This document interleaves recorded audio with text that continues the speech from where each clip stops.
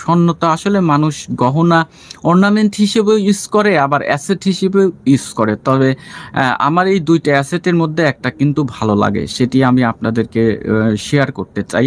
কারণ এখানে অনেক প্রবাসী ভাইরা থাকেন। তো তাদের একটা ব্যাপার হয় কি যে দেখুন আপনি কষ্ট করে বিদেশে প্রবাস জীবন করছেন। দর্শক প্লিজ একটু টাইম দিবেন। আমি গঠনমূলক একটি কথা বলব। তো অনেকে আছেন যে কোম্পানিতে কাজ করেন, নির্দিষ্ট পরিমাণে একটা অ্যামাউন্ট টাকা উপার্জন করেন। সেই টাকাটা অলস ব্যাংকে ফেলে রাখেন। কিন্তু এটা কোনো সঠিক পন্থা নয়। হ্যাঁ? এটা হচ্ছে সবচেয়ে ভালো পন্থা কোনটি জানেন? আপনি একটু দেশের সম্পদ হচ্ছে সবচেয়ে বড় অ্যাসেট হচ্ছে ল্যান্ড। হ্যাঁ?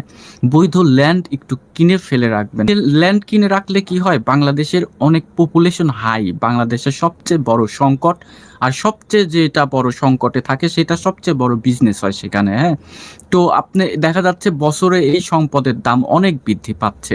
দেশ এবং দেশের বাহির থেকে যারা দেখছেন প্লিজ খেয়াল করুন আমি কি বলছি।